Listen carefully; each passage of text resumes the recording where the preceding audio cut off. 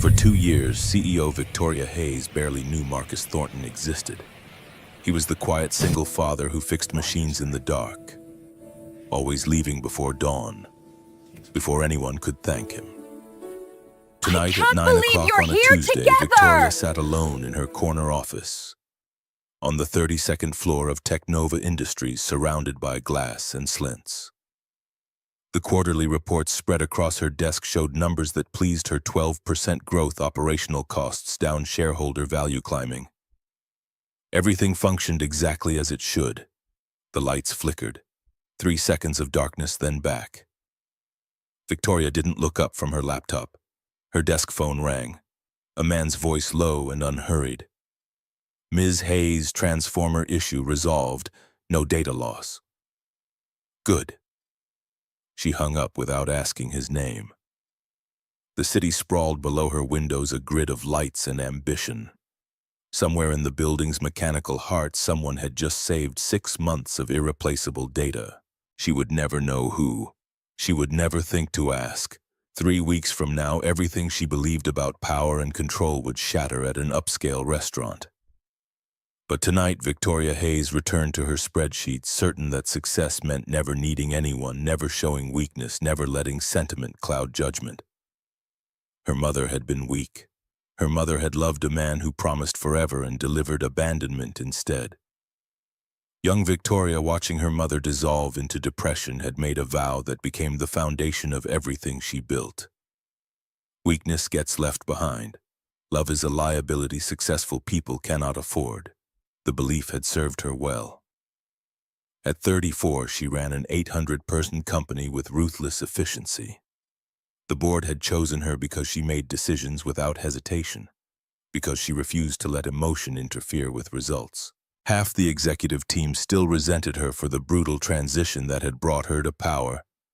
But resentment didn't matter. Only outcomes mattered. Victoria's apartment held no photographs, no mementos, no trace of human warmth. The penthouse was all clean lines and expensive emptiness. When Daniel Montgomery called for the 5th time that month, asking her to dinner, she declined with the same words she always used. "I don't do relationships. They're inefficient." The company's power structure shaped everything that happened within its walls. Richard Brennan, the chief financial officer, controlled numbers like weapons. Brilliant and manipulative, he had built an empire of influence through carefully constructed narratives that positioned him as indispensable. Victoria trusted him completely. Stephanie Drake, directed communications and public relations expert, at polishing the company's image until it gleamed. Her loyalty appeared absolute. Garrett Sullivan served as chief operating officer, practical, competent, carrying the burden of knowing things he couldn't yet prove. Miriam Blackwell ran human resources, processing paperwork, with quiet sympathy, lacking the authority to help the people she saw suffering. Victoria lived by a simple philosophy. Employees were positions on an organizational chart. When they stopped performing, you replaced them. Sentiment had no place in business decisions. 3 weeks before the restaurant, on a night when Victoria worked past midnight reviewing acquisition proposals, she heard something unusual. The building's intercom system, accidentally left open somewhere in the maintenance levels, carried a voice she didn't recognize. "No, you check voltage first." The man spoke with patient authority, teaching someone. "You want to go home to your family tonight, right? Good. Then respect electricity. It doesn't care about your deadline." Victoria paused, listening. The voice was calm, commanding attention without raising volume. It held the kind of natural confidence that couldn't be faked. She returned to her work after 30 seconds, filing the moment away as mildly interesting. Maintenance had someone competent. That was good. She didn't need to know more. Marcus Thornton's world existed in the spaces Victoria never saw. He worked the night shift 11 to 7, keeping the building's mechanical systems running while everyone else slept. At 7:15 each morning, he drove across town to pick up Emma from Mrs. Dorothy Fletcher's small house in Riverside. The elderly widow charged $15 a night to watch Emma while Marcus worked. It was money he could barely afford, but Mrs. Fletcher was kind and Emma felt safe with her. Marcus made breakfast in their one-bedroom apartment, pancakes shaped like stars because Emma loved them. She sat at their small kitchen table, swinging her legs, her gray eyes serious in a way that made her look older than 7. "Daddy, my school play is Friday. You'll come, right?" Marcus cracked another egg into the bowl, keeping his face neutral. He had submitted a schedule change request 2 weeks ago. Richard Brennan had denied it with a terse note about operational needs. Friday's play was at 2 in the afternoon. Marcus's new assigned shift ran 8 to 6. "I'll try my best, sweetheart, I really will." Emma nodded, accepting the uncertainty because she had learned not to push. She understood, in the way children who have lost one parent understand, that her father carried weight he couldn't set down. 4 years ago, a drunk driver had crossed the center line on Route 95. Sarah Thornton died before the ambulance arrived. Marcus, holding 3-year-old Emma in the hospital corridor, had made his own vow. He would never let his daughter feel abandoned. Whatever it cost him, he would show up. The apartment was clean but worn. Marcus slept on the couch so Emma could have the bedroom. Her drawings covered the refrigerator: horses, rainbows, family portraits that always showed 2 figures, now never 3. A photograph of Sarah sat on the bookshelf, her smile frozen in better days. Marcus had once been someone different. MIT graduate, mechanical engineering, summa cum laude. His thesis on predictive maintenance systems had earned him recruitment offers from half a dozen Fortune 500 companies. He had chosen Technova because they were building something revolutionary in cybersecurity infrastructure, because the technical challenges excited him, because the future seemed limitless. Then Sarah died and the future collapsed into a single imperative: keep Emma safe. Keep Emma stable, don't let anything else break. He had requested a demotion to night maintenance. The pay was less, but the hours were flexible, the pressure minimal. He could be invisible, which meant he could be reliable. Visibility meant risk, and risk meant the possibility of losing what remained. Jake Morrison, a younger technician who worked the same shift, tried every week to get Marcus to join him for drinks after work. Every week Marcus declined with the same explanation: "Can't, gotta pick up my daughter." Jake stopped asking after 6 months. Marcus became part of the building's infrastructure, noticed only when something broke. But invisibility had its costs.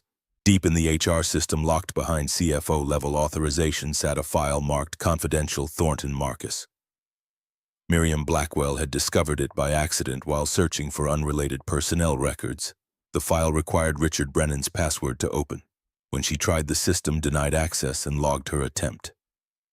Miriam sat alone in her office at 6 in the evening, staring at the error message. Why would the chief financial officer personally lock a maintenance worker's file? She took a photograph of her screen with her personal phone, capturing the metadata. The date the file was created, the authorization signature, the timestamp.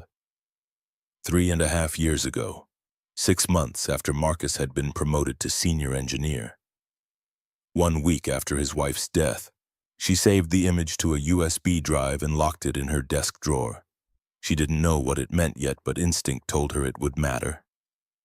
2 weeks before the restaurant, Victoria stepped into an elevator on the 18th floor, accompanied by Robert Callahan and 3 potential investors.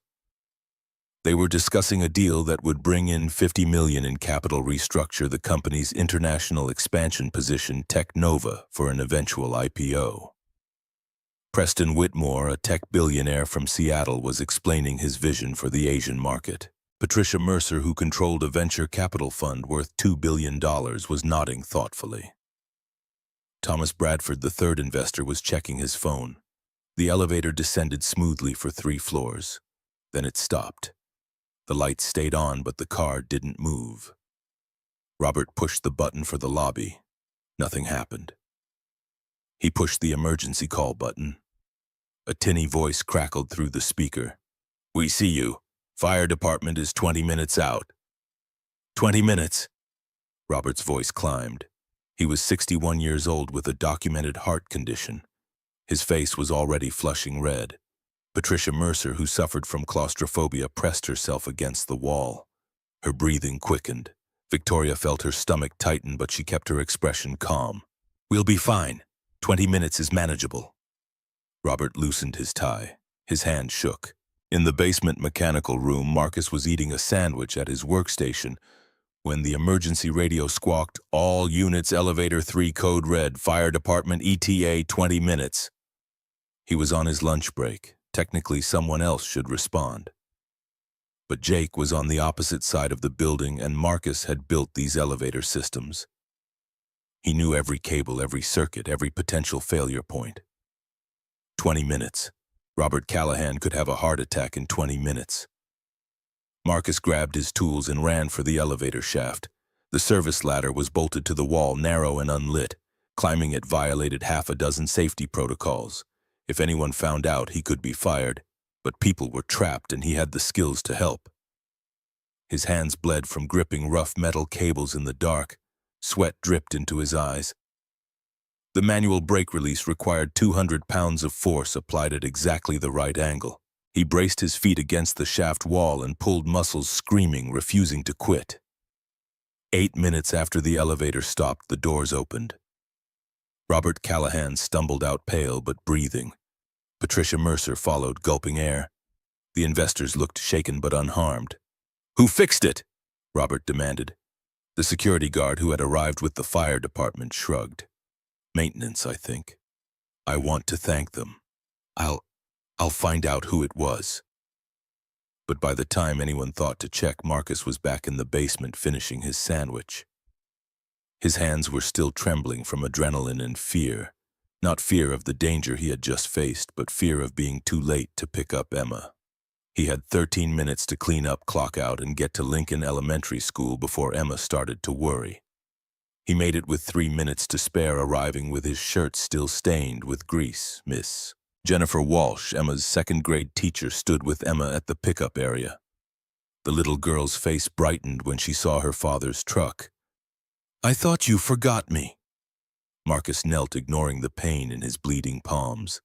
"Never, baby girl. Daddy will always come. I just had to help someone." Emma hugged him fiercely. Marcus held her and felt the adrenaline finally fade, replaced by the bone-deep exhaustion of a man who had been awake for 22 hours straight. Victoria never asked who had saved them. The elevator worked again. That was all that mattered. 1 week before the restaurant, Garrett Sullivan was searching through archived files for a proposal he had written 18 months earlier. He needed to reference some projections for an upcoming board presentation. While scrolling through the engineering department's shared drive, he stumbled across a document that made him stop breathing. The file was labeled Predictive Maintenance Algorithm Using IoT Sensors. Author Marcus Thornton. Date 2.5 years ago. Garrett opened it. The innovation was elegant, a system that used networked sensors to predict equipment failures before they happened, potentially saving millions in downtime and emergency repairs. The algorithm was sophisticated, the kind of work that came from deep expertise and creative problem-solving. He checked the current company records. The same report existed, but with different metadata. Author Finance Department Innovation Team led by Richard Brennan. Submission date 6 months after Marcus's original version. Garrett's hands went cold. He compared the code. Embedded in the variable names like a signature hidden in plain sight were Marcus's initials MT. It was an old engineer's habit, marking your work in ways only another engineer would recognize. Someone had stolen Marcus's innovation, stripped his name from it, and claimed credit. Someone with the authority to alter company records and bury the original. Garrett printed both versions. He locked them in his home safe and said nothing. Not yet. But suspicion had taken root, and it was growing. That same week, Victoria sat through a board meeting discussing rising maintenance costs.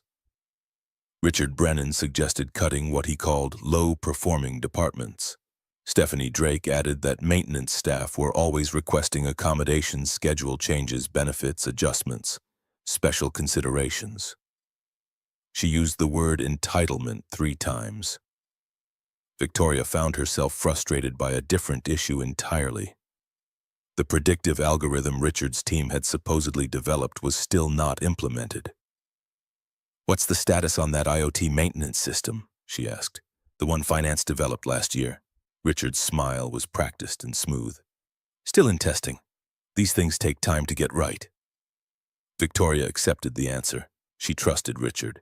He had been with the company for 8 years, had steered them through 2 recessions, had personally negotiated deals that saved Technova from bankruptcy. If Richard said something took time, it took time. 3 nights before the restaurant, Victoria worked late again. The building was silent except for the hum of servers in the data center below. She was reviewing a hostile takeover attempt by a competitor when she heard Marcus's voice over the intercom again. "Control, I'm checking Sector 7 backup generator. Last inspection log shows inconsistencies." A pause. Then 20 minutes later, "Found it. Someone faked inspection signatures. This generator would have failed during the next power outage. Could have been catastrophic." The security dispatcher's voice crackled back. "Should we report it?" Marcus's reply was quiet, tired. "Just fix the log and schedule a real inspection. I don't need credit." Victoria stopped typing. Something in that exchange needled her. A man finding evidence of negligence, possibly fraud, and his first instinct was to fix it quietly rather than claim recognition. It was so foreign to her experience that she almost couldn't process it. She returned to her work, but the moment lingered. Friday afternoon, Marcus worked his 3rd consecutive double shift. His body was screaming for sleep, but Emma's school play started at 2. And he had promised to try. The play was The Lion King. Emma had been cast as young Nala, and she had been practicing her lines for weeks. Richard had denied his schedule change. Marcus went anyway. He sat in the back row of the elementary school auditorium, still wearing his security guard uniform from the 2nd job he'd picked up to make rent that month. His eyes burned, his shoulders ached. But when Emma walked onto that small stage and saw her father in the audience, her face transformed with joy, and every hour of exhaustion became worth it. After the play, Ms. Walsh approached him in the hallway. "Emma was so worried you'd miss it. She talks about you constantly, Mr. Thornton." "I'll always show up for her," Marcus said, and meant it with every cell in his body. "Always."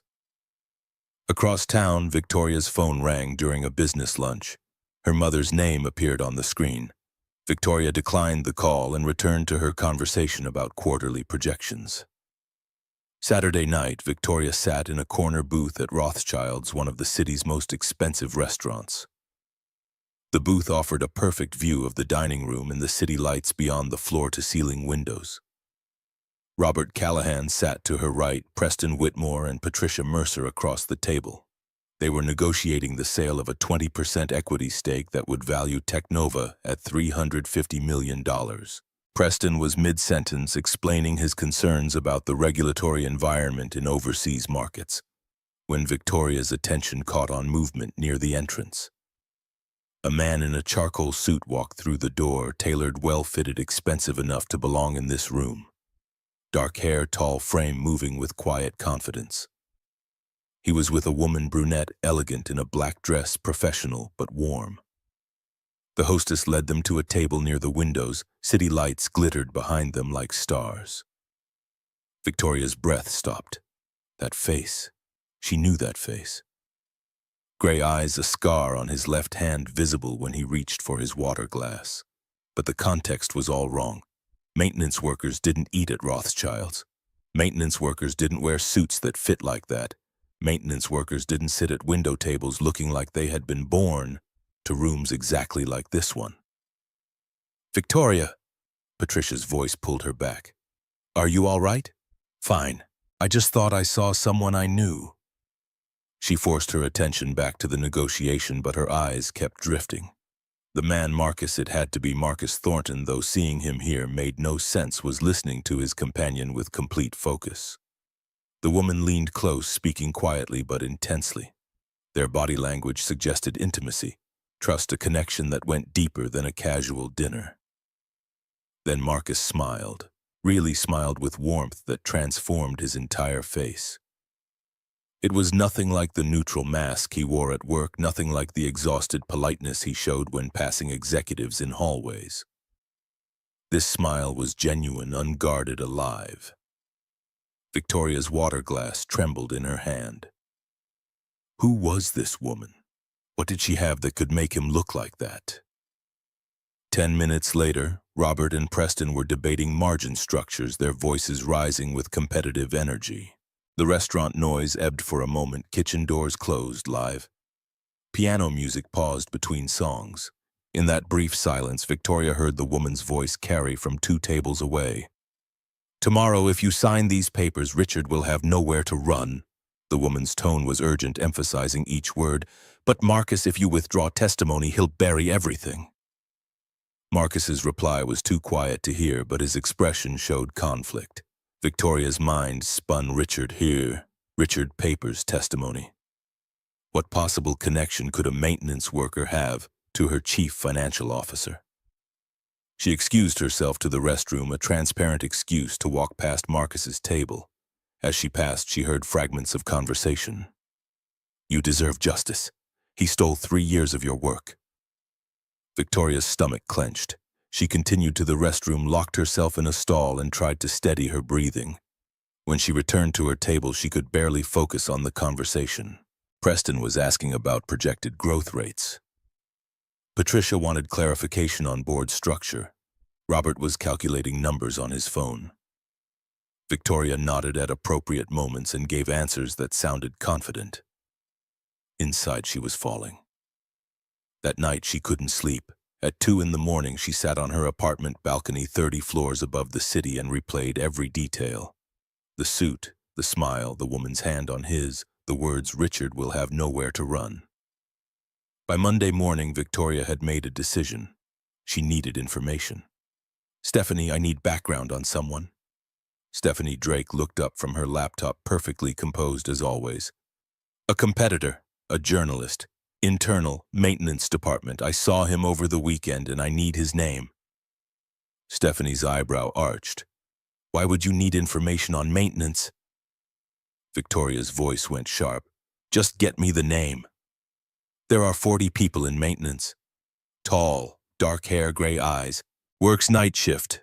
Stephanie consulted her employee database. "Marcus Thornton. Why the interest?" "Operational curiosity, that's all." Stephanie's smile was practiced. "Of course." The moment Victoria left, Stephanie called Richard Brennan. Victoria asked about Marcus Thornton. Richard's pause was heavy. "She saw him with Rebecca." "Should I be concerned?" "Keep her distracted. I'll handle Marcus."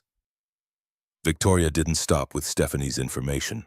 She called Howard & Associates, a private investigation firm the company used for corporate due diligence. "I need a complete background check. Marcus Thornton, employment history, known associates, financial records, everything."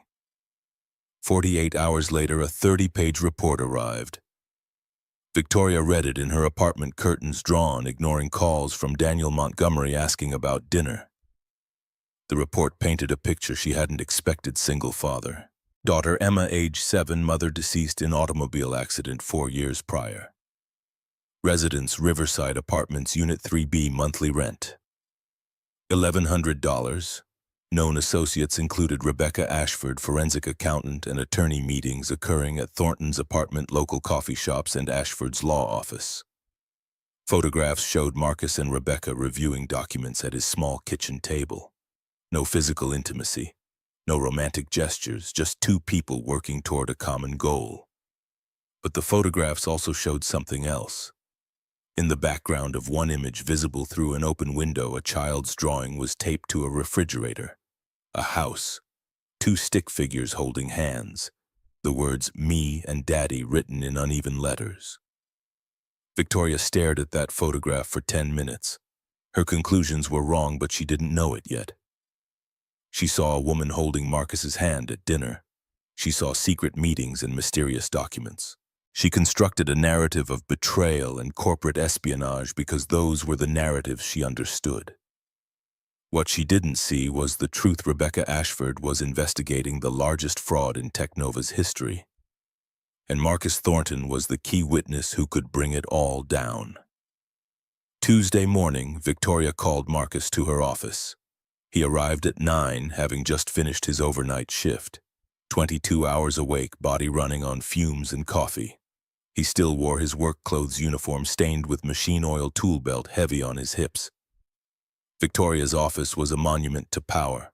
Floor-to-ceiling windows, modern art that cost more than Marcus made in a year, furniture designed to intimidate. She gestured to the chair across from her desk. "Mr. Thornton, sit." Marcus remained standing. "I pick up my daughter in 30 minutes. What do you need?" The directness surprised her. She had expected deference apology, the usual performance subordinates gave when summoned by the CEO. Instead, he looked at her with tired eyes and waited. "I'm assigning you to a special project. Equipment audit for next month's investor meeting. You'll report directly to me. That's not in my job description.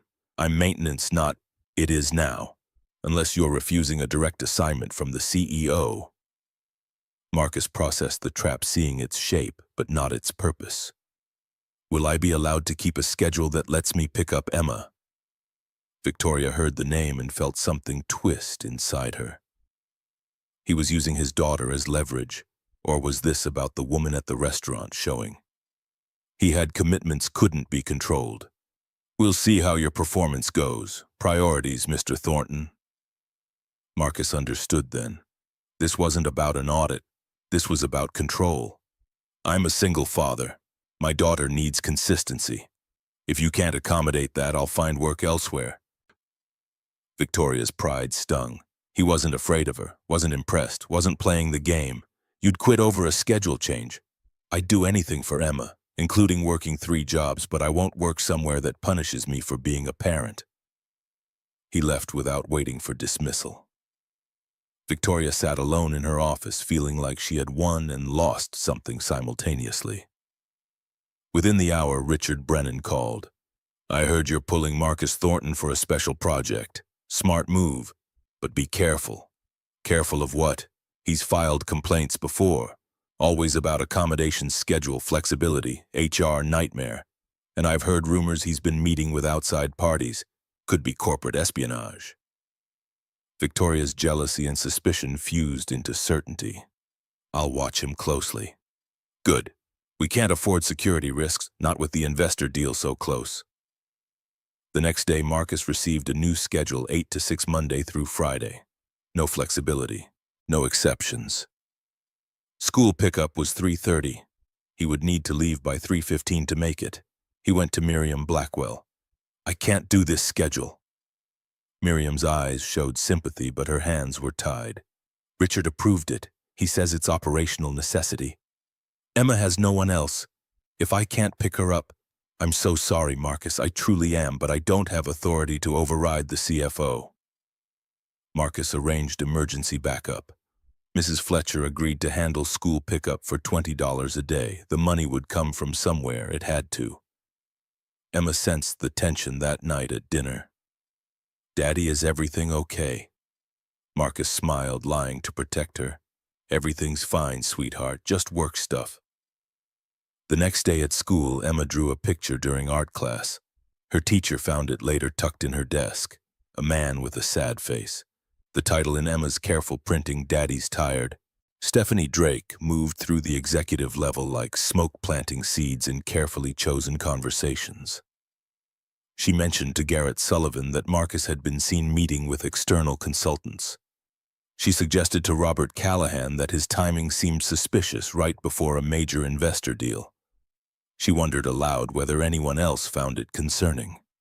The whispers spread. The quiet one is always the dangerous one. Watch out for the ones who never complain. Friday afternoon, Victoria called Marcus to a conference room. Garrett and Miriam were present as witnesses, official, documented, serious. "Explain your relationship with Rebecca Ashford." Marcus understood immediately why he was here. "She's a lawyer." "That doesn't answer my question. What are you discussing with her?" "That's privileged information." Victoria's voice went cold as winter. "Are you selling company information, Mr. Thornton?" The accusation hung in the air like poison. Marcus felt the insult not in the words themselves, but in what they revealed. She thought he was a thief. After 2 years of fixing her company in darkness, saving her systems, preventing catastrophes, she would never know about. She thought he was a thief. "I work here because my daughter needs health insurance." His voice stayed quiet, steady. That's the only reason. Then prove your loyalty. From now on, you follow my schedule. No exceptions, no accommodations. If you can't commit fully to this company, perhaps you should reconsider your employment. Marcus pulled a folded piece of paper from his pocket. He had prepared it yesterday, knowing this moment would come. He placed it on the conference table between them. Resignation letter, effective immediately. Miriam gasped. Garrett stood. Let's discuss.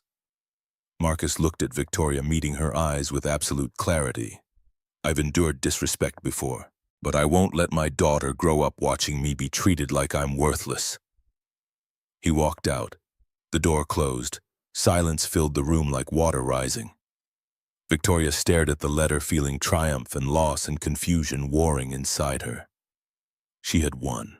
She had lost something. She didn't know what it was, but she felt its absence like a missing tooth tongue probing the gap, finding only emptiness. Marcus picked Emma up from school on time for once.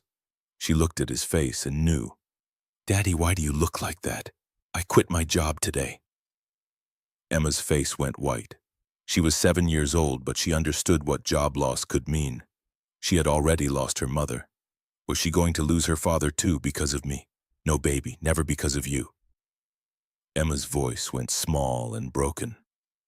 Is it because of that lady, the mean one? Marcus didn't answer. His silence confirmed it. Emma turned to look out the car window. Her small face settling into an expression too old for her years. In her mind, a simple truth formed: I hate her. That night, Technova's systems began showing unusual errors. Small things at first: database queries timing out, backup systems running slower than normal, redundancy checks, failing in ways that looked almost natural. Nothing catastrophic, not yet. But to someone who knew these systems intimately, someone who had built them and maintained them and understood every line of code, the pattern was clear. Someone was removing safety measures piece by piece, letting the machinery spin toward inevitable disaster. The IT security log recorded an unauthorized access attempt at 11:47 p.m. Origin Finance Department server. Access granted via legacy credentials. User ID deleted. Duration 4 minutes. Systems modified, backup protocols, failover triggers, redundancy checks. The morning notification landed in Victoria's inbox at 7 a.m. Minor technical issues overnight. IT investigating. No data loss. Victoria, distracted by Marcus's resignation, by the hollow feeling in her chest she couldn't name, by dreams that had kept her awake until 3, dismissed it with a single line. Keep me updated. She didn't connect the dots, not yet. But the countdown had begun, and the CEO who thought she controlled everything was about to discover just how little she truly understood about the company she ran, the people who kept it alive, and the man she had just driven away. The weekend after Marcus quit passed in slow agony for Victoria. Saturday morning she went to the office as she always did, but found herself staring at the same spreadsheet for an hour without processing the numbers. The city stretched out below her windows, indifferent to her confusion. She kept replaying the restaurant scene in her mind, watching Marcus smile at that woman, hearing fragments of conversation that made no sense. Richard will have nowhere to run. Sunday she did something she hadn't done in years. She stayed home. No laptop, no phone calls, just silence and the growing recognition that something fundamental had shifted inside her and she couldn't name it. Monday morning brought a decision she knew was reckless but couldn't stop herself from making. She called Howard and Associates again. I need expanded surveillance on Marcus Thornton. The investigator's voice held professional neutrality. What specifically are you looking for, Ms. Hayes? Everything. Where he goes, who he meets, what documents he handles, full coverage. A pause. Ma'am, I should mention he's no longer your employee. This enters personal privacy territory. Are you certain? Victoria's tone went sharp enough to cut. I'm paying you to investigate, not to question my decisions. Do it. The file arrived Sunday evening. 60 pages this time, dense with surveillance photographs and audio transcripts captured via parabolic microphone from public spaces. Legal, the investigator assured her. Everything obtained from locations where there was no reasonable expectation of privacy. Victoria spread the documents across her dining room table and began to read. Marcus lived in a building that had seen better decades. Peeling paint cracked concrete steps, hallways that smelled of old cooking and worn-out lives. The surveillance photos showed him carrying Emma up those stairs. The little girl's arms around his neck, her face pressed against his shoulder. Another image captured them at their small kitchen table, Emma doing homework while Marcus made dinner. Spaghetti from the looks of it. Nothing fancy, just a father and daughter navigating an ordinary evening. Rebecca Ashford appeared in the photographs 3 times that week. She arrived carrying a briefcase left several hours later. No sign of romantic intimacy. One image showed all 3 of them at the kitchen table, Emma coloring, while the adults reviewed documents spread across every available surface. The audio transcript made Victoria's hands go cold. Rebecca's voice captured through an open window from the street below. If you withdraw your testimony, Richard wins. He'll restructure the shell companies, hide the evidence. Hundreds of people could lose their jobs when he asset strips the company for personal profit. Marcus quieter but clear. I've endured enough humiliation. Emma doesn't need this stress. Rebecca again. Your innovations were worth $8 million in value. He stole them and sold components to competitors. That's not just theft, Marcus. It's fraud, federal fraud. Victoria sat back in her chair, the apartment silent except for the hum of the refrigerator. Her mind rearranged everything she thought she knew. Rebecca wasn't a lover. She was a lawyer, an investigator, and the target of her investigation was Richard Brennan, the man Victoria had trusted with every financial decision for 2 years. She cross-referenced company records, searching for shell companies, subsidiary structures, anything that might support what she'd heard. The records were clean, too clean. Richard controlled the financial documentation. If he was hiding something, she wouldn't find it in systems he managed. At 11 that night, Victoria did something she never did. She called her mother back. The phone rang 4 times before Eleanor Hayes answered, surprise evident in her hello. Victoria, is everything all right? I don't know. The admission felt like falling. Mom, how did you know Dad was lying? A long pause. Then Eleanor's voice, sad and wise. I didn't, darling. Not until it was too late. I believed what I wanted to believe because the truth was too frightening. They talked for 30 minutes. When Victoria hung up, she felt raw and exposed, like she'd peeled off protective armor and found her skin underneath too tender for the world. Monday morning arrived with the force of catastrophe. At 9 a.m., the warehouse management system crashed. 3,000 orders frozen in processing, unable to generate shipping labels, stuck in digital limbo. Customer service phones began ringing immediately, angry clients demanding explanations Victoria couldn't provide. She convened an emergency meeting in the main conference room. IT Director Thomas Brennan, no relation to Richard despite the shared surname, stood at the front looking like he hadn't slept. Garrett Sullivan sat to Victoria's right, already running calculations on his laptop. Stephanie Drake took notes with practiced efficiency. What happened? Victoria's voice cut through the nervous energy. Thomas wiped sweat from his forehead. We don't know. System was fine Friday evening. Now the core database won't respond. It's like someone severed the connection between the application layer and data storage. How long to fix it? We're still diagnosing. Could be hours, could be days. Richard Brennan entered the room with the calm of someone who'd been expecting this. His silver hair was perfectly combed, his Brooks Brothers suit immaculate. He moved to the head of the table like he owned it. This is catastrophic. His voice held just the right note of concern. We have the Stellaris contract signing at 2 this afternoon.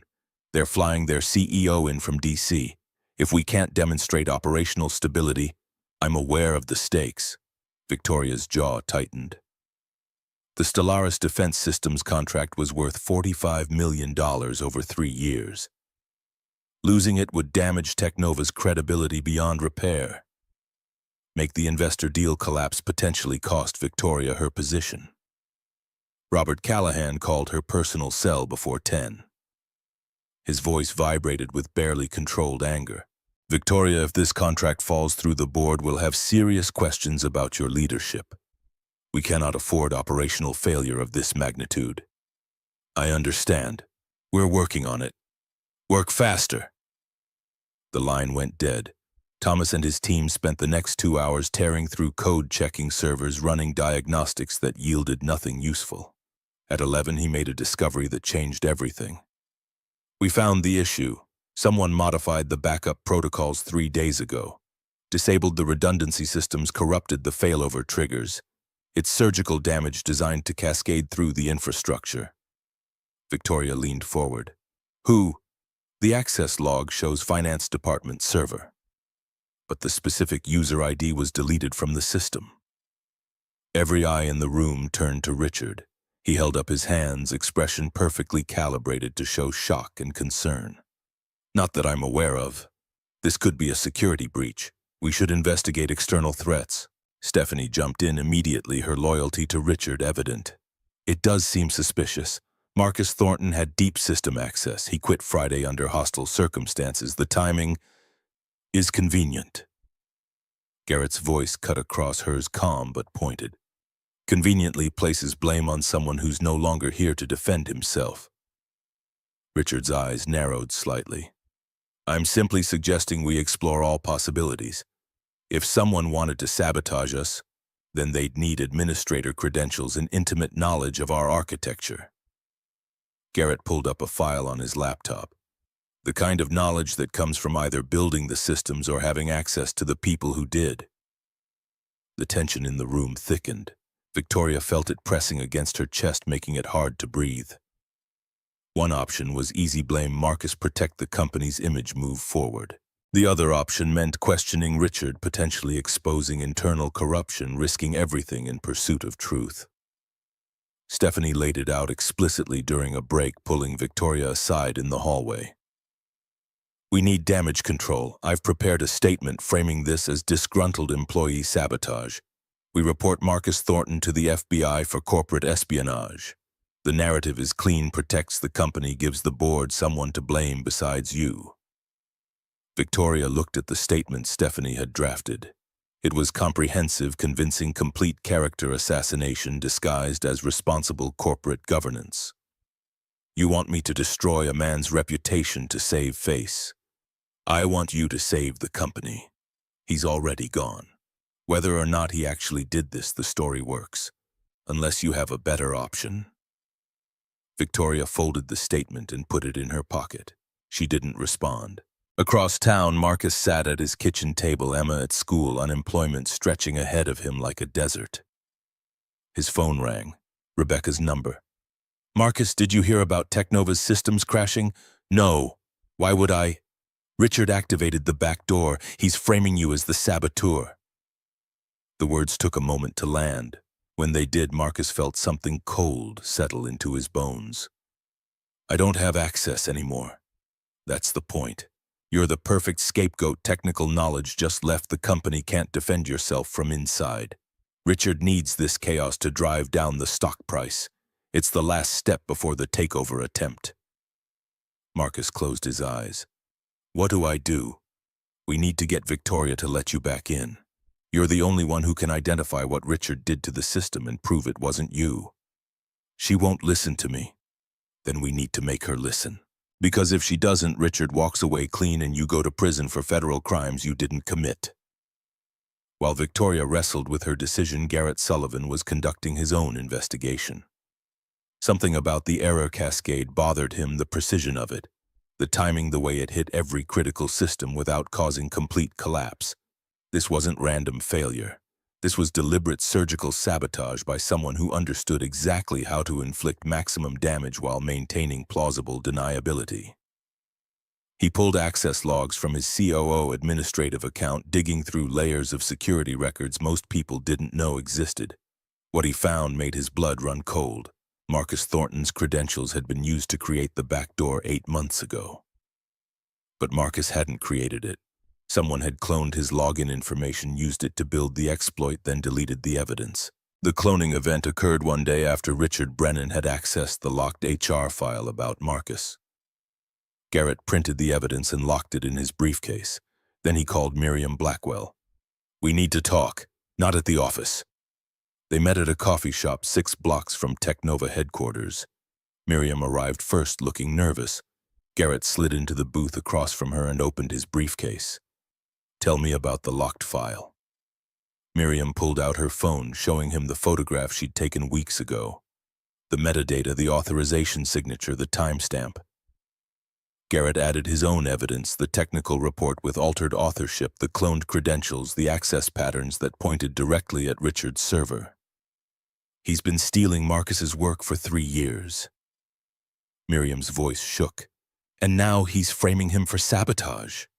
The question is, why the back door now? Why trigger it this week?"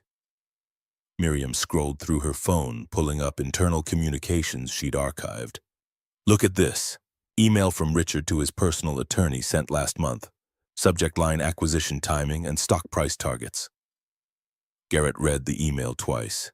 His legal training wasn't extensive, but he recognized the shape of what he was seeing. Richard had been coordinating with an external investment group planning to acquire controlling interest in Technova. The sabotage would crash the stock price, create panic, make shares available at a steep discount. Classic hostile takeover disguised as operational failure. "We need to tell Victoria. She trusts Richard completely. She'll think we're crazy. Then we need proof she can't deny."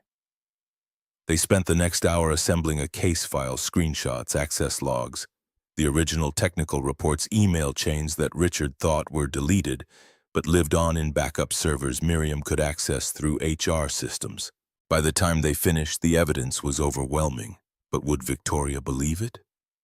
Or would her faith in Richard blind her to the truth at 1:45 minutes before the Stellaris contract signing? Victoria stood in her office looking out at the city. Thomas had reported no progress on fixing the systems.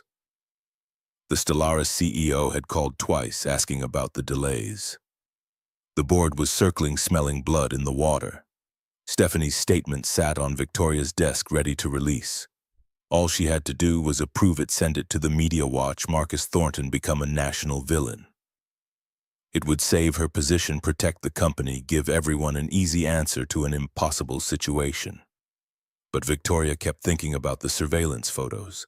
Marcus carrying Emma up those cracked stairs. The small apartment, clean but worn. The little girl's drawings on the refrigerator. The way Marcus had looked at her in the conference room and told her the simple truth: "I work here because my daughter needs health insurance." She thought about his voice over the intercom, teaching a junior technician to respect electricity because he wanted everyone to go home safely. She thought about him fixing the generator without taking credit, saving them in the elevator without asking for recognition, doing the right thing in the dark because it was right, not because anyone would notice. And she thought about his smile at the restaurant, the real smile meant for someone who saw him as human. The smile she had never earned because she had never tried to see him at all. Victoria picked up her phone and dialed. Marcus answered on the third ring, wariness in his hello. Her throat felt tight, words difficult to form. "I need you to come back, temporarily. The systems are failing and I need someone who understands them well enough to fix them." The silence stretched so long she thought he'd hung up. Then, "You think I sabotaged them?" "I don't know what I think. But even if you did, I'm willing to overlook it if you fix it." His laugh was cold and bitter. "You're unbelievable. You're offering me nothing. You want me to save your company so you can throw me away again when it's convenient. Why would I do that?" "Because..." Victoria grasped for an argument and found only honesty. "Because I was wrong. About Rebecca. About the accusations. About everything." Another long silence. Then, "I need to think." He hung up. Victoria stood holding the dead phone, feeling like she'd just failed a test she hadn't known she was taking. 20 minutes later, her secretary buzzed. "Ms. Hayes, someone's here to see you, says it's urgent." Marcus walked into her office alone. He looked like he hadn't slept, dark circles under his eyes, stubble shadowing his jaw.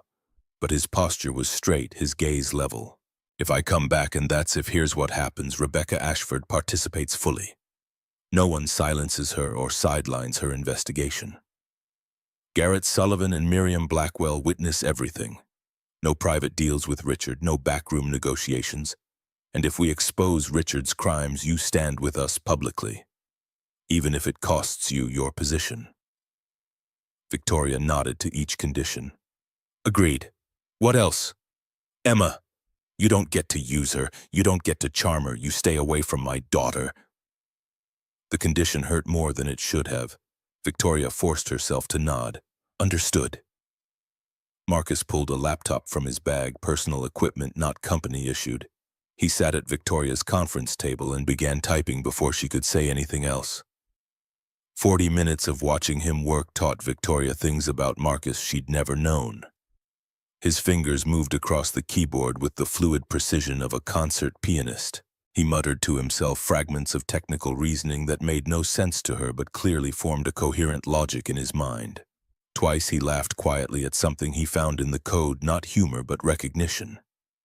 What is it? Marcus didn't look up. Whoever did this knew exactly what they were doing. They disabled fail-safes in sequence so each failure looks like natural degradation. It's elegant, actually. If I weren't trying to fix it, I'd admire the craftsmanship. Can you repair it in time?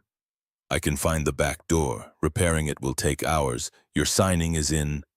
He checked the clock. 23 minutes, you'll need to postpone. Victoria's stomach sank. Postponing meant admitting failure, showing weakness, potentially losing the contract entirely. Rebecca arrived 15 minutes later carrying 3 boxes of documents that she dropped on Victoria's conference table with a heavy thud. She was all business professional armor in place, no warmth in her eyes when she looked at Victoria. Marcus, show her what you found. Marcus turned his laptop screen so both women could see. Lines of code filled the display, meaningless to Victoria but clearly significant to the others. This is the back door. It's built from pieces of code I wrote 2.5 years ago, the predictive maintenance algorithm. Whoever created this exploit used my original work, copied my coding style, embedded my signature patterns. If anyone investigated, the trail would lead directly to me. Victoria felt cold spreading through her chest. Who has access to your original code? It was filed with the engineering department, but someone deleted it from those servers and moved it to finance. Richard, that's my guess. Rebecca opened one of her boxes, pulling out printed spreadsheets covered in highlighter marks and handwritten notes. She spread them across the table like laying out evidence at a trial. I was hired 3 months ago by an anonymous member of your board to investigate financial irregularities. The IRS had flagged Technova for suspicious transactions, and someone inside wanted to know if there was real fraud or just sloppy bookkeeping. Victoria found her voice. Who hired you? That stays confidential until I'm ready to testify. But what I found goes beyond sloppy bookkeeping. Rebecca pulled out another document. Richard Brennan has been embezzling through false vendor contracts. This one, for example, Apex Consulting Solutions, paid $200,000 over 6 months for services that were never rendered. The company's registered agent is Richard's brother-in-law. More documents, more evidence. Each one a nail in a coffin Victoria could see taking shape. Shell companies in the Cayman Islands, wire transfers to accounts in Cyprus and the British Virgin Islands. Intellectual property sold piecemeal to competitors through intermediary firms that all traced back to people in Richard's network. $12 million over 3 years vanished into offshore accounts, while Richard drove a Porsche and took weekend trips to Aspen. And the back door? Victoria's voice sounded hollow in her own ears. Insurance. When Marcus quit, Richard knew his time was limited. I'd been asking questions, requesting documents. He activated the sabotage to crash your stock price. There's an investment group ready to acquire controlling interest at 40% discount once the market panics. Richard would own the company he'd been stealing from. Perfect crime. Victoria sat down heavily. Her legs had stopped supporting her weight. I trusted him. That's what made it work. Rebecca's tone held no sympathy. He counted on your trust. Counted on you being too busy running the company to notice what he was stealing. Counted on you dismissing anyone who questioned him as incompetent or disloyal. The truth landed like a physical blow. Victoria had enabled this. Her cold efficiency, her refusal to see people as human, her blind faith in Richard because questioning him would mean admitting she'd been wrong, all of it had created the perfect environment for corruption to flourish. Her phone buzzed. Robert Callahan. Victoria, the Stellaris CEO is here. We need you in the conference room. Tell him there's been a complication. We need to postpone the signing. Postpone? Robert's voice climbed an octave. Absolutely not. Get down here and make this happen. I can't. Our systems are compromised. Signing a contract we can't fulfill would be fraud. Then uncompromise them. I don't care how. We need this deal. Victoria looked at Marcus, who was still working, fingers flying across keys. How long? To find all the damage and repair it, 12 hours minimum. To get the warehouse system functional enough to demonstrate we can fulfill orders, maybe 2 hours. Not enough time. She had minutes, not hours.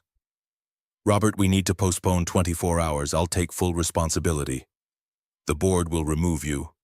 Then they remove me, but I won't commit fraud to save my position. She ended the call before he could respond. Her hands were shaking. In 5 minutes of conversation, she had jeopardized everything she'd spent years building, and the strangest part was how little she cared. Marcus glanced up from his laptop. That sounded expensive. Probably cost me my job. Was it worth it?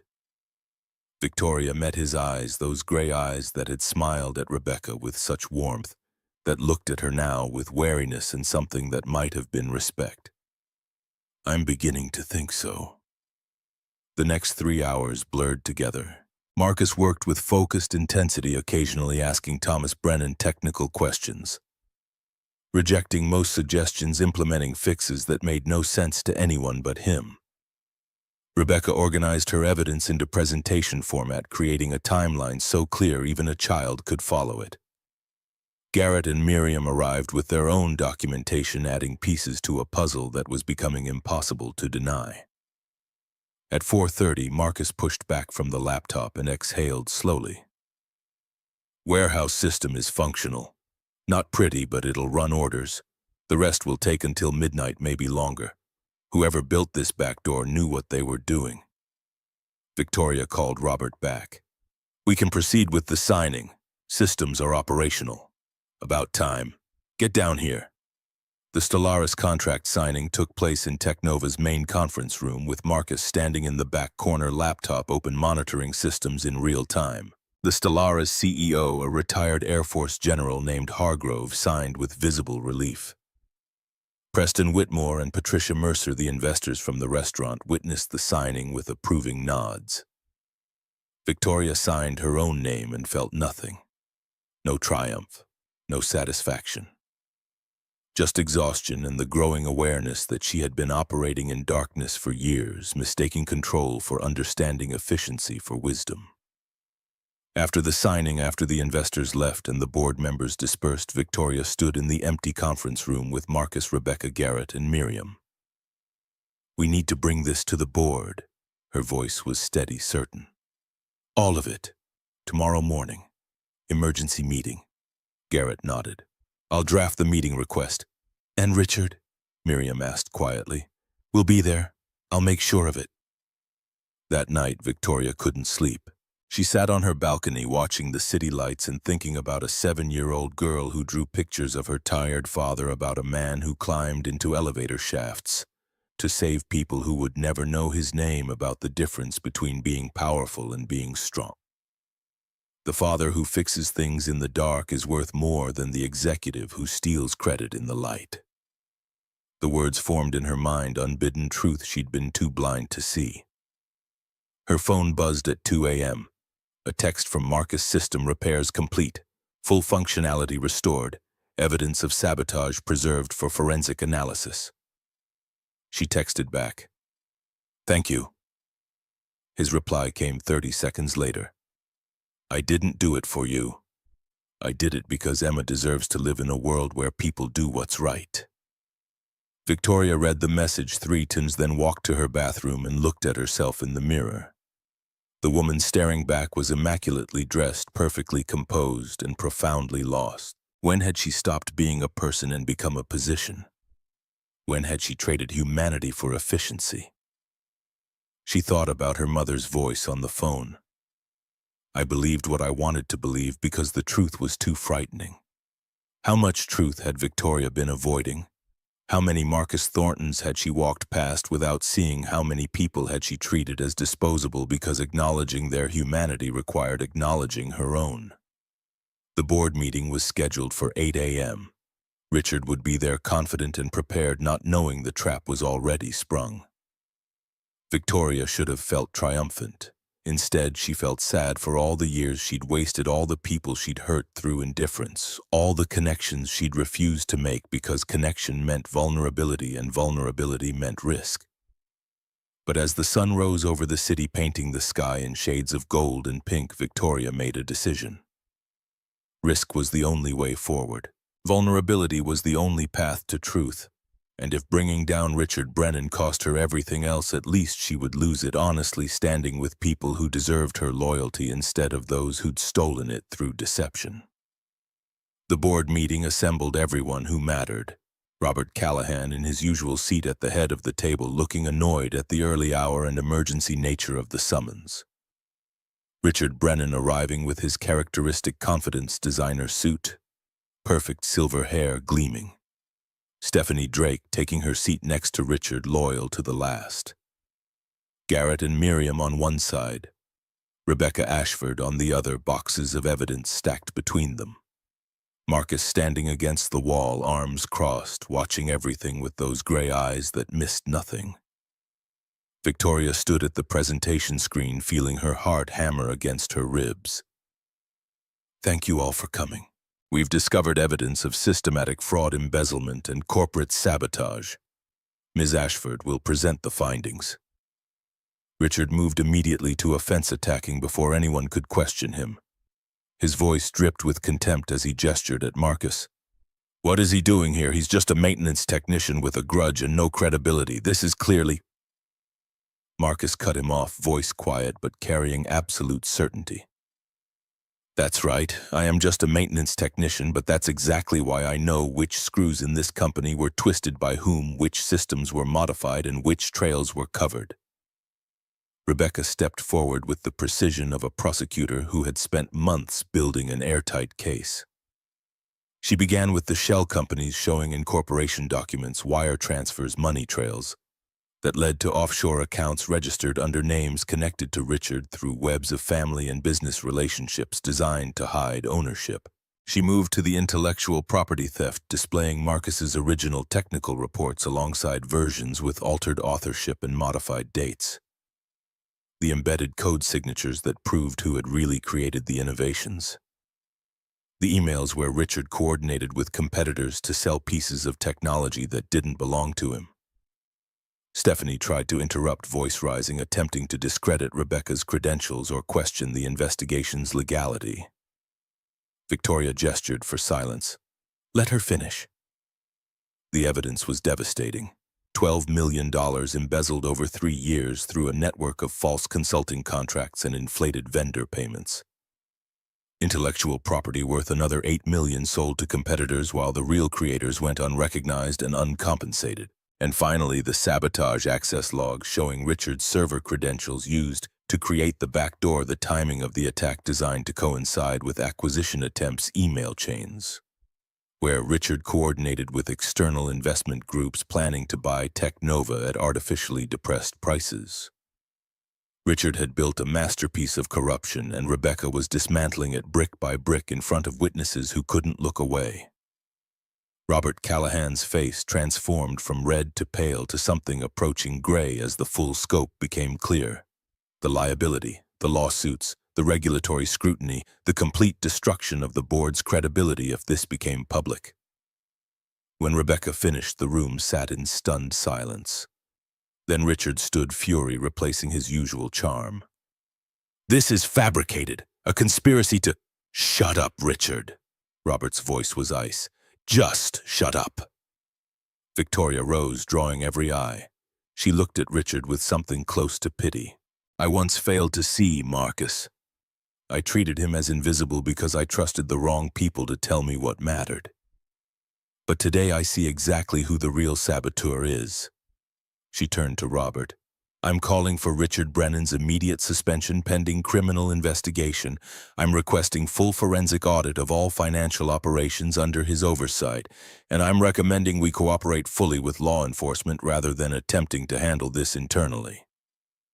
The board voted, 7-0, one member absent. Richard Brennan was escorted from the building within the hour his access revoked his office. Sealed his carefully constructed empire collapsing in a single afternoon. Stephanie resigned before anyone could fire her, recognizing that her association with Richard had become toxic. She cleaned out her desk in 15 minutes and left without saying goodbye to anyone.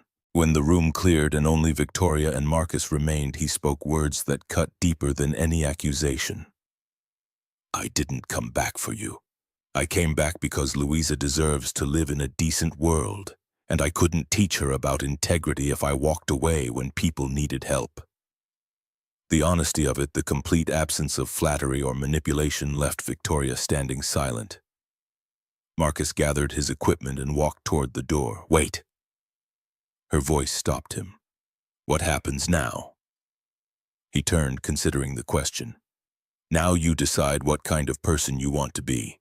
Someone who learns from this or someone who goes back to the way things were. And you? I testify against Richard. Then I find a job somewhere that values what I do instead of exploiting it. Emma and I move on. He left. The door closed. Victoria stood in the empty conference room, victorious and hollow, having saved the company only to realize she had lost something more important, the chance to become someone worthy of respect from people who mattered. But perhaps she thought walking to her office to draft her letter of temporary resignation to the board. Perhaps it wasn't too late to change. Perhaps integrity, like anything else worth having, required practice and failure and the willingness to keep trying even when success seemed impossible. The sun was setting over the city when Victoria finally left the office. For the first time in 10 years, she walked out before midnight. And for the first time in her life, she understood that power without compassion was just another form of weakness. That control without connection was just another kind of prison. And that the people you ignore in darkness might be the very ones who save you when the light finally comes. The board met again 48 hours after Richard's suspension. Victoria sat at the table, but the energy in the room had shifted fundamentally. Robert Callahan no longer looked at her with approval. The other board members avoided her eyes. Victoria, you uncovered the fraud. That took courage. Robert's words held no warmth. But Richard operated under your leadership for 2 years.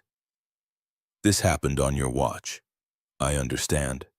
The board votes to suspend you for 60 days pending a full audit of your leadership decisions and oversight failures. Garrett Sullivan will serve as acting CEO during this period. Victoria nodded, accepting the consequence without protest. She had expected worse. I'll cooperate fully with any investigation. Your suspension begins immediately. You'll need to surrender your office access and work from home until the audit concludes. Garrett looked uncomfortable, but he didn't argue. He had earned this opportunity through competence and integrity. Victoria shook his hand before leaving the building for what might be the last time as an employee. The first week of suspension passed in strange stillness. Victoria's apartment, which she'd barely inhabited beyond sleeping, became a prison of silence and reflection. No meetings, no authority, no purpose beyond waiting. She called her mother again. They talked for 3 hours, working through years of distance and avoidance. Eleanor Hayes had remarried, Victoria learned. A kind man who taught high school history and made her laugh. They lived in Vermont now in a house with a garden. You should visit, Eleanor offered gently. Maybe I will. And Victoria, whatever you're going through, don't make my mistake. Don't let fear keep you from living. Marcus spent those same days in Rebecca's office going through depositions with federal prosecutors who asked the same questions 17 different ways, looking for inconsistencies they could exploit. The process was exhausting and invasive, dredging up 3 years of stolen work documented humiliation evidence of systematic exploitation. Emma noticed her father's tension. She was 7 years old, but she'd learned to read stress in the set of his shoulders, the tightness around his eyes. "Daddy, is the bad lady going to jail?" Marcus paused while making dinner, considering how to explain complex adult corruption to a child. "Not her. Someone else who did bad things. But she was mean to you." "Yes, she was. But sometimes people are mean because they don't know better, not because they're bad." Emma frowned, processing this distinction with the seriousness she brought to difficult concepts. "Will she learn better?" "I don't know, sweetheart. I hope so." Victoria began her transformation with small, concrete actions. She enrolled in online programming courses, spending 8 hours a day learning Python and SQL, trying to understand the technical work she'd dismissed for years. The code made no sense at first, a foreign language of logic and structure. But she persisted, driven by the need to comprehend what Marcus did, what Richard had stolen, what she had failed to protect. By the second week, she could read basic functions and understand variable assignments. By the third week, she wrote her first program, a simple calculator that did nothing useful, but represented something fundamental: the willingness to sit with confusion and incompetence long enough to grow beyond them.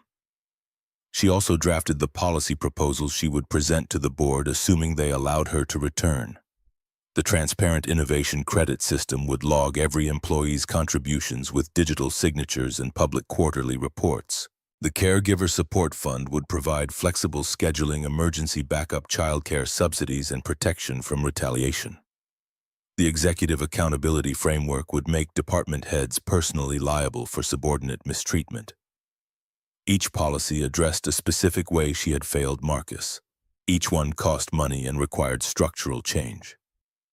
She designed them anyway, knowing they might never be implemented, knowing her suspension could become termination, but needing to articulate the world she wished she'd built before. 3 weeks into her suspension, Victoria made a decision that surprised even herself. She called Lincoln Elementary School and asked about their reading volunteer program. The coordinator sounded skeptical. "We always need volunteers, but the program requires a 6-week commitment. Tuesdays and Thursdays, 2 to 3:30. "I can do that. Background check required, references, training session this Saturday. Send me the paperwork." Victoria showed up for training in jeans and a sweater, the most casual outfit she'd worn in a decade. The other volunteers were mostly retired teachers and stay-at-home parents. They looked at her designer watch and expensive handbag with barely concealed suspicion. She learned how to read picture books with expression, how to ask questions that engaged children's imaginations, how to make voices for different characters.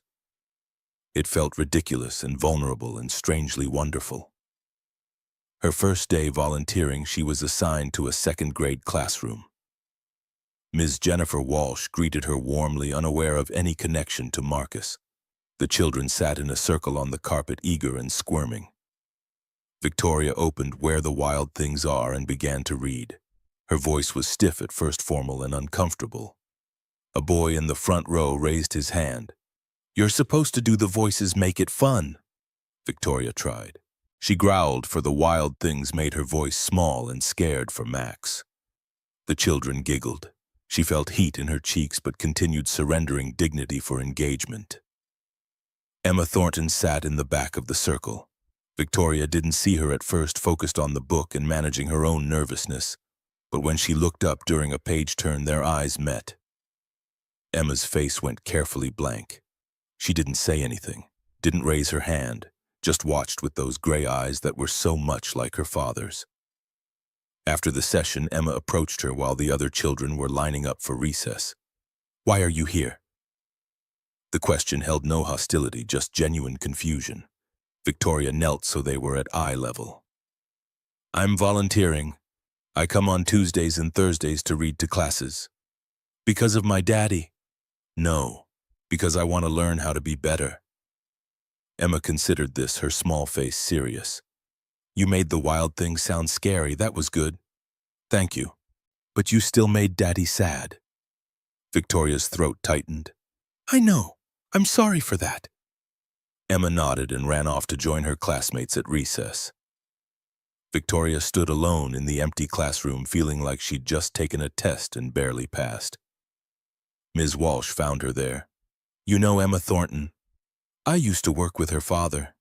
He's devoted to that little girl. Comes to every school event, volunteers for field trips, makes sure she knows she's loved. She's lucky to have him." "Yes, she is." Victoria continued volunteering week after week. Emma gradually warmed to her, asking questions about the books, offering her own interpretations of stories. But she never invited Victoria to sit with her, never sought her out before or after class. The distance remained. Marcus found out about Victoria's volunteering in week 4. Ms. Walsh mentioned it casually during pickup, praising the new volunteer who did wonderful character voices. "Victoria Hayes has been coming Tuesdays and Thursdays. Emma seems to enjoy her reading sessions." Marcus felt something complex move through his chest, surprise, concern, suspicion, and something else he didn't want to name. That evening, he waited outside the school at 2:30 on a Tuesday watching. Victoria emerged at 3:40 carrying picture books back to her car. She looked different in casual clothes, softer, somehow less armored. Marcus intercepted her in the parking lot. "Why are you here?" She turned, startled. "I volunteer. At my daughter's school. I didn't know she'd be in one of my assigned classrooms. I can request a different." "That's not what I asked. Why are you volunteering at an elementary school?" Victoria set the books on her car hood, buying time to form an answer. "Emma told me I needed to do better, not just say better. This is me trying to understand the world you live in." Marcus studied her face, looking for deception and finding only exhaustion and uncertainty. "You didn't have to do this." "Yes, I did. You told me to decide what kind of person I wanted to be. This is part of that decision." They stood in uncomfortable silence, the afternoon sun slanting across the parking lot, children's voices carrying from the playground. "The retroactive bonus you paid me, that was public. You earned recognition. And the policy proposals Karen mentioned, the Caregiver Support Fund. It's what should have existed all along." Marcus's expression shifted, the wariness cracking slightly. "Do you want to get coffee sometime?" The question caught Victoria off guard. Her heart stuttered. "Yes, I'd like that." They met the following Saturday at a Starbucks equidistant from both their neighborhoods, neutral territory. Marcus arrived first, already seated with black coffee when Victoria walked in. She ordered tea and joined him, the small table feeling vast and fragile between them. The first 10 minutes were awkward, filled with weather observations and careful questions about work. Then Marcus mentioned Emma's upcoming science fair project on volcanoes. "She's been testing different chemical reactions for the eruption. We've gone through about 50 vinegar and baking soda combinations." Victoria smiled. "That sounds messy. Our kitchen looks like a disaster zone, but she's learning the scientific method, so I count it as success." They found easier rhythm after that, talking about Emma's interests, about books Victoria was reading to the children, about the absurdity of trying to learn programming at 34 with no technical background. "What made you want to learn code?" Marcus asked. "I wanted to understand what you do, what Richard stole, what I should have valued." "That's a lot of weight to put on Python tutorials." "Maybe, but I needed to start somewhere." Their second coffee meeting 2 weeks later went deeper. Marcus told her about the first day of school after Sarah died, about Emma crying for an hour, about almost quitting his job because being present for his daughter mattered more than anything else. "She needed to know I wouldn't disappear, that I'd always come back." Victoria found herself sharing things she rarely admitted: her mother's depression, her father's abandonment, the vow she'd made at 12 years old never to be vulnerable. "I built my whole life around never needing anyone, never being weak. And I was miserable without knowing it." Marcus leaned back, considering her. "What changed?" "I saw you smile at that restaurant, and I realized I'd never felt what you clearly felt with Rebecca, which was connection, being seen, having someone respect you enough to listen when you speak." Their third meeting happened at a park. Marcus brought Emma, who ran ahead, to the playground while the adults walked slowly around the perimeter path.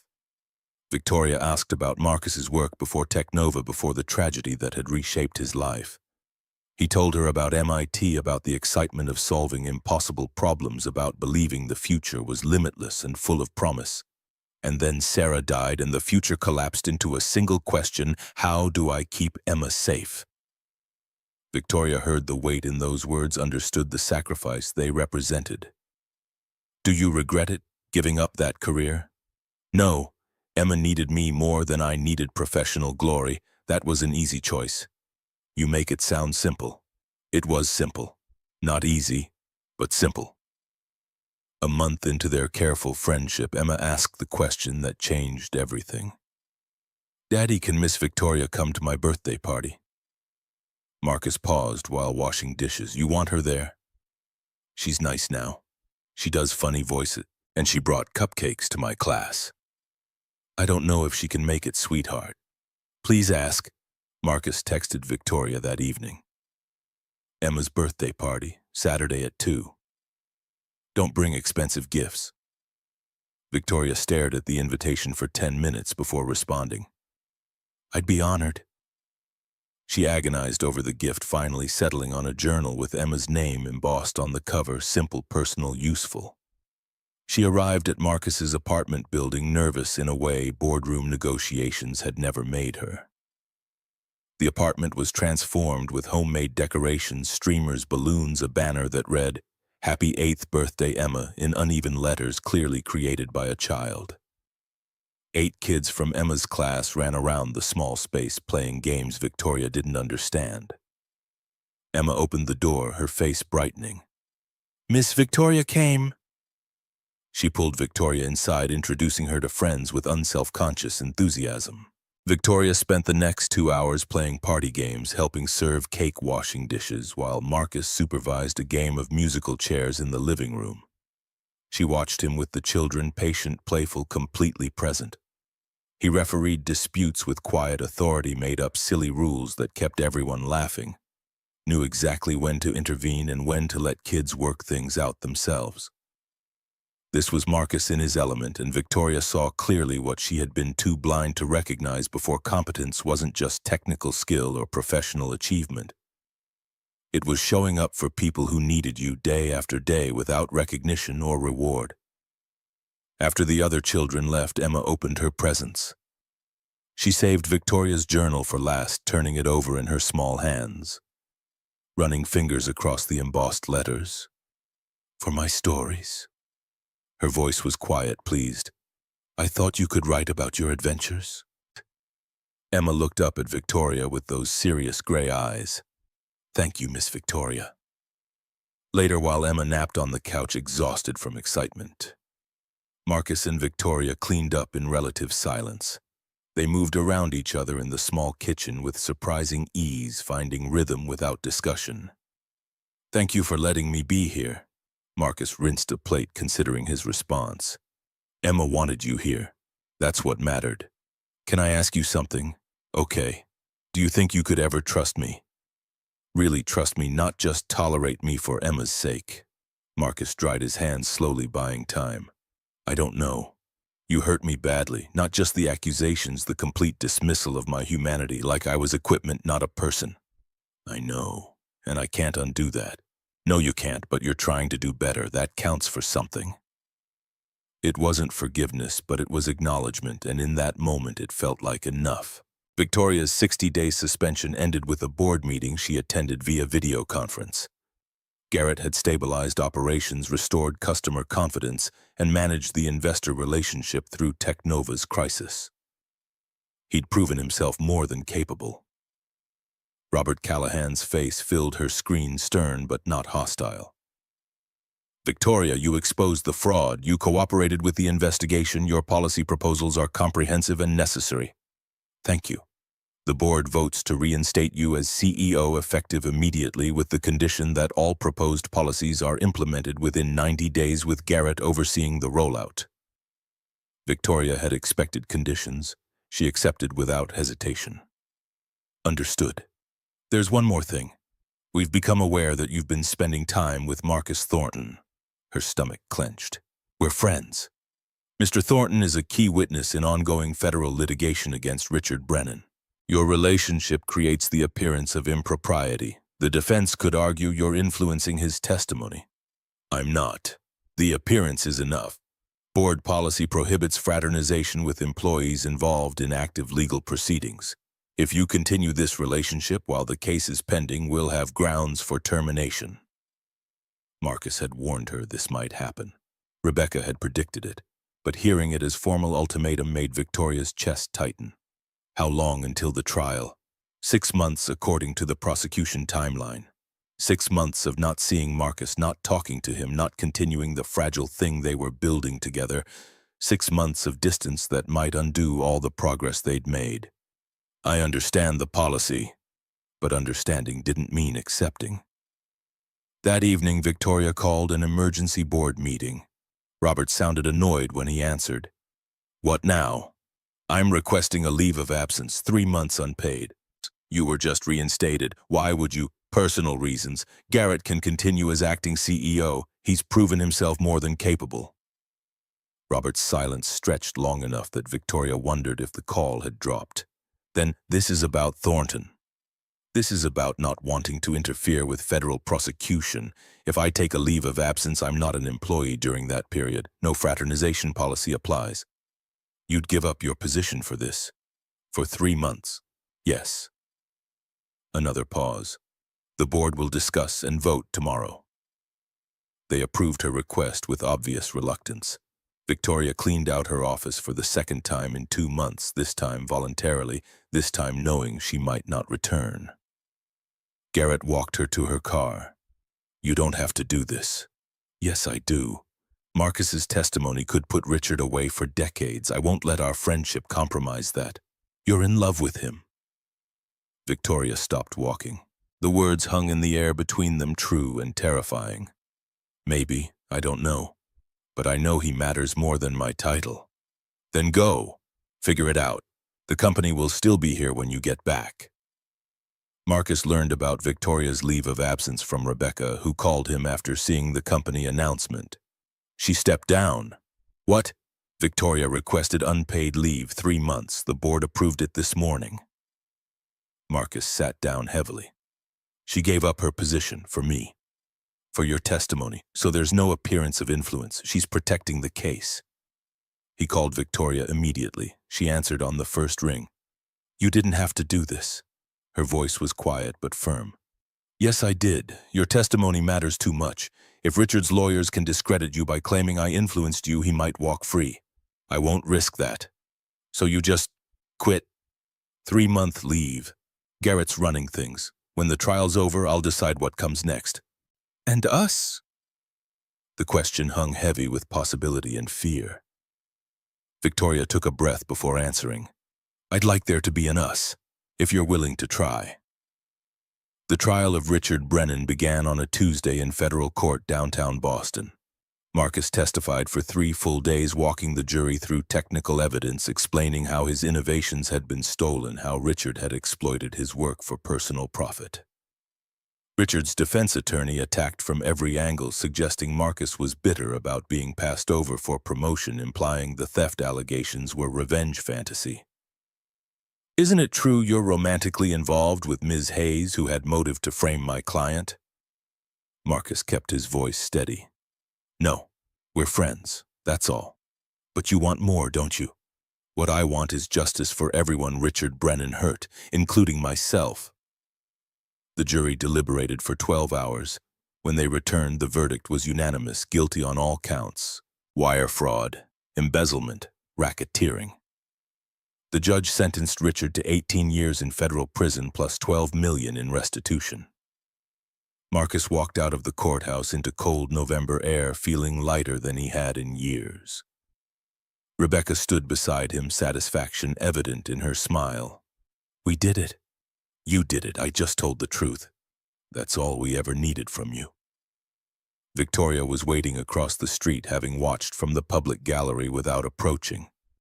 Marcus saw her there, hesitant and hopeful, and something in his chest finally let go. He crossed the street. They stood facing each other on the sidewalk, pedestrians flowing around them like water around stones. "It's over," Victoria nodded. "I heard 18 years. He'll be 70 before he's released." "Good." Silence stretched between them, full of everything unsaid over 6 months of careful distance. Then Marcus spoke words he'd been rehearsing for weeks. "I need you to know I'm not looking for someone to save me. I don't need rescuing. I know. What I need is a partner. Someone who sees Emma and me as we are not a project to fix." "I see you." "Do you?" "Because I need to hear it. I need to know what you see when you look at me." Victoria took a breath, steadying herself for honesty. "I see someone who sacrifices without complaint. Someone who builds things in darkness because they need building, not because anyone will notice. I see a father who would give up everything for his daughter, and a man who taught me that strength isn't about control, it's about showing up." "And what do you see in yourself?" "I see someone who was lost and may be found because of you." Marcus stepped closer. "Can I kiss you?" "Yes." The kiss was gentle, tentative, full of promise rather than demand. When they pulled apart, Victoria was crying and Marcus was smiling, and the world felt wider and more possible than it had in years. Emma's blessing came later when Victoria asked for it directly. She went to their apartment on a Saturday, nervous in a way courtrooms had never made her. Emma was coloring at the kitchen table, tongue caught between her teeth in concentration. Victoria sat across from her, waiting until the little girl looked up. "Emma, can I talk to you about something important?" "Okay. Your daddy and I care about each other, and I wanted to ask how you'd feel if I spent more time with you both." Emma set down her crayon, considering the question with characteristic seriousness. "Will you make him cry again?" "No, I promise." "Will you make him smile, the real smile, not the tired one?" "I'll try my best." Emma studied Victoria's face, searching for truth. Whatever she saw satisfied her. "Okay, but you have to do the voices when you read, always." Victoria laughed, relieved and grateful. "Deal." 6 months later, Tech Nova had transformed. The Caregiver Support Fund served 120 employees who used flexible scheduling to manage family responsibilities. The Innovation Credit System had promoted 45 people based on recognized contributions. Anonymous reports of executive abuse dropped to 0. The company culture shifted from fear-based compliance to engaged collaboration. Garrett had proven himself exceptional as CEO. When the board offered to make his position permanent, with Victoria transitioning to Chief Operating Officer, she accepted without hesitation. The demotion would have devastated her 2 years ago. Now it felt like freedom. Marcus worked as Senior Technical Fellow, a position Victoria had created specifically for him. He led innovation teams, set his own hours, and left at 5 every day to pick up Emma. Other employees brought their children to the homework room Victoria had built on the 2nd floor, a bright space with books and games and supervision for kids whose parents worked late. The role suited him. He solved problems, mentored younger engineers, and went home to his daughter without sacrificing either commitment. The recognition he'd been denied for years finally came, and he accepted it with quiet grace. On a Tuesday evening in May, Victoria, Marcus, and Emma sat at a booth in Angelo's, a neighborhood Italian restaurant where pasta dinners cost $15 and the owner knew everyone by name. No pretension, no performance, just good food and comfortable chairs. Emma chattered about octopuses, sharing facts from a library book with the enthusiasm only 8-year-olds could muster. "Did you know they have 3 hearts, 3, and they can change color to match rocks?" Victoria listened with genuine interest, asking questions that made Emma's eyes shine. Marcus watched them both, feeling contentment settle into his bones. The tired weariness that had defined him for years had eased into something softer, more open. He reached across the table and took Victoria's hand. She squeezed back her thumb, tracing small circles on his palm. Emma paused mid-sentence about camouflage techniques. "Are you going to get married?" Marcus nearly choked on his water. Victoria's eyes went wide. "That's a big question, sweetheart. But are you?" Marcus looked at Victoria, finding her gaze steady and unafraid. They hadn't discussed marriage explicitly, but the trajectory was clear. They were building something permanent, something that would outlast corporate positions and legal proceedings and all the obstacles they'd already overcome. Maybe someday. Would that be okay with you? Emma considered taking the question as seriously as she took everything. Will you still live with us? I'd have to. That's how marriage works. And you'll still do the voices? Victoria laughed. Always. Then okay. They finished dinner in easy conversation, Emma eventually falling asleep against Marcus's shoulder, exhausted from her own enthusiasm. Victoria watched the little girl's face relax into peaceful stillness and felt something profound shift inside her. This was what mattered, not quarterly earnings or board approval or professional recognition. This small family built from tragedy and second chances, from honesty and hard work, and the willingness to keep trying when failure seemed inevitable. They walked to the parking lot together, Marcus carrying Emma, Victoria holding his jacket. The spring air was warm, promising summer ahead. Thank you, Marcus said quietly. For what? For changing. For really changing, not just saying you would. Victoria looked up at him, this man she had dismissed and underestimated and nearly destroyed through her own blindness. Thank you for giving me the chance. You didn't have to. No, but I wanted to. Because people who admit their mistakes and do the work to fix them, those people deserve chances. They reached Victoria's car first. Marcus shifted Emma's weight, preparing to carry her to his truck, but Victoria stopped him with a hand on his arm. Marcus, yeah, I love you. I should have said it sooner, but I'm saying it now. He smiled, the real smile that had first caught her attention at a restaurant that seemed like a lifetime ago. I love you too, both of us do. Emma stirred, mumbling something about octopuses before settling back into sleep. Marcus kissed Victoria goodnight, gentle and unhurried, then carried his daughter across the parking lot toward home. Victoria drove back to her apartment. She and Marcus hadn't moved in together yet, taking their time building their foundation carefully, and sat for a moment in her car, looking up at the building that had once been her entire world. She thought about the woman she'd been 2 years ago. Certain that power was everything, that control was strength, that needing people meant weakness. That woman would be horrified by the choices Victoria had made. Stepping down from CEO, learning to read children's books with silly voices, falling in love with a man who fixed machines in the dark and measured success by his daughter's smile. But that woman had been wrong about everything that mattered. Success wasn't about climbing higher or earning more or controlling others through fear and efficiency. Success was coming home to people who saw you completely, who loved you. Not despite your flaws, but through them, who believed you could become better and helped you do the work required. The father who teaches his daughter that showing up is more important than showing off had taught Victoria more about leadership than any business school ever could. That thought crystallized as she rode the elevator up to her apartment, thinking about everything Marcus had shown her through example rather than lecture. 1 year after the trial, Technova held its annual Innovation Award ceremony. Marcus received recognition for the predictive maintenance system that had saved the company $8 million. He accepted the award wearing jeans and a button-down shirt, his speech brief and focused on the team that had helped implement his designs. Victoria sat in the audience next to Emma, who wore a sundress for the occasion, and whispered proudly to the stranger beside her, "That's my daddy." After the ceremony, employees approached Marcus to congratulate him, to ask technical questions, to thank him for mentoring them through difficult projects. He handled each interaction with patient attention, remembering names and details, making everyone feel seen. This was the man Victoria had walked past for 2 years without noticing. This was what she had almost destroyed through arrogance and willful blindness, but she noticed now.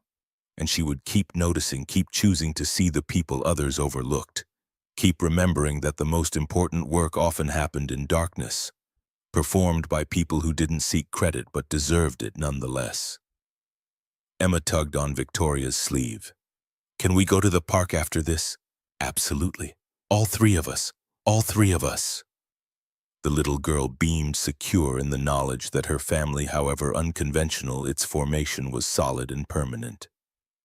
She had two parents now, the father who'd never left and the woman who'd had to learn how to stay. Marcus finished his conversations and joined them, Emma immediately taking his hand. Victoria took his other hand, and together they walked out of the building into afternoon sunshine. The future stretched ahead, uncertain but no longer frightening. There would be challenges, there always were. Emma would grow up and need different things. Victoria and Marcus would face conflicts that required working through.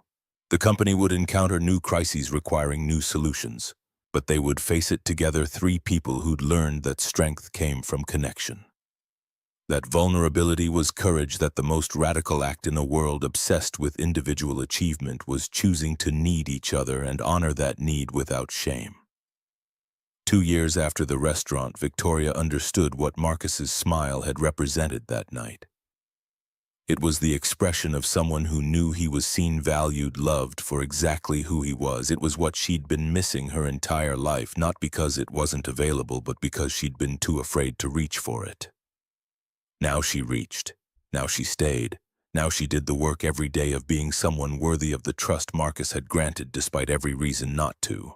And on quiet evenings when Emma was asleep and they sat together on Marcus's couch, Victoria sometimes thought about the path that had brought them here through corporate fraud and broken trust and painful reckoning with her own failures.